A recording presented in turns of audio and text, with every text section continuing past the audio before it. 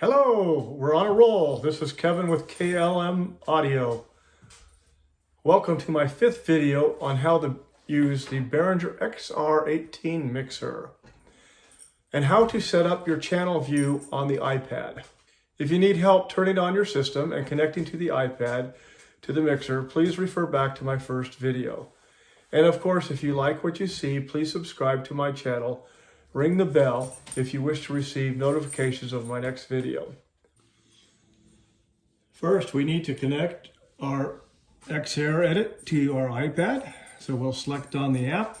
When the XR app loads, it defaults to the layer called All Channels. Every time you lose connection, you will have to reselect the layer that you are using. To set up a new channel view, also known as a layer, click on the Layers button. Here you can select from all channels, channel 1 through 8, channel 9 through 16, DCA, plus effects. Also, you can select from anything that you already have pre-programmed into the unit. For this specific video, let's set up a new layer called Test. Select the new and type in Test. Then select Done. You also have the opportunity here to delete any layer that you do not want. You can also select from a wide view or from a standard view.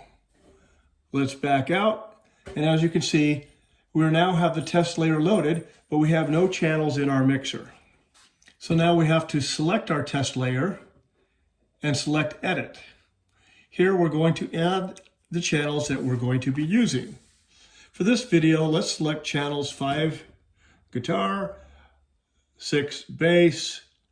We'll do 9, 10, and 11, which I have vocals on. The iPad on 17, 18 auxiliary in. And let's select a couple buses. We'll select bus 1 and bus 6. Now we hit the back button. Now, as you can see, only the channels we have selected are visible. This is in the wide view. In order to see the narrow view, select Test button, change to All Layers, or All Channels, and you see all the channels are showing.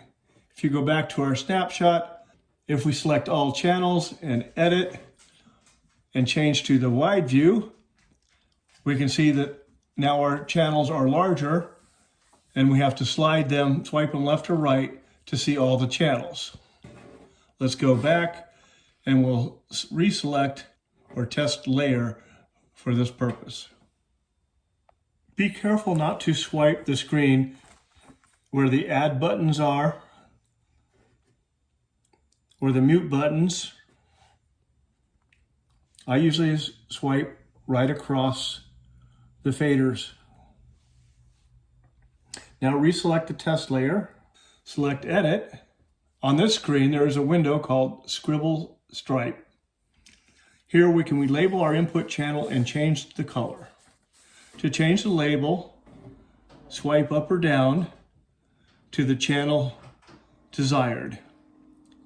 I will select guitar, number 5. And above the keyboard are the possible colors to choose from. Let's change this channel to green, and we're going to relabel it Lead Guitar. Now hit back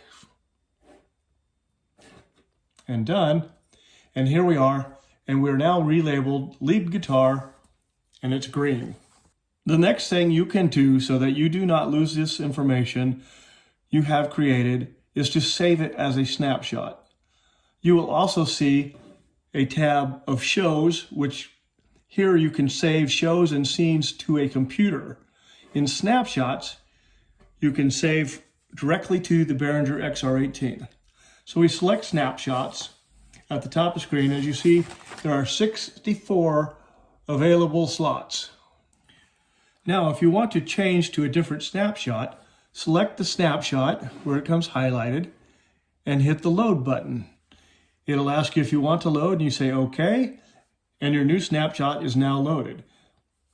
When you back out, you will see that you are still in the layer of test. So since we changed it to small bands, let's go to small bands, and now our layer is set for small bands. So the layer and the snapshot are both separate, and both must be selected to load your settings and your view. If you close the XR app and restart it, the layers will have returned to all layers. So you will have to reselect the layer you desire. Next, let us see how to rearrange the channel strip if you want them in a different order. To do this, let's load the layer called bands. As you can see, the first 4 channels are my drums. Next to the drums, I have a DCA1 fader added to it. If you want to see how to get it there, we're going to go back to bands, we're going to edit, and here we can click on the remove above the DCA1, and we can slide the DCA1 to whatever position we want. So now we'll bring it back behind the drums. Don't forget to save the snapshot each time you have modified it if you want to save those settings for future use. The next video will be on monitor mixes. Again, if you enjoyed this video, please subscribe to the channel and ring the bell to receive notifications of my next video in the series for the Behringer XR18. Thank you. I'm Kevin with KLM Audio.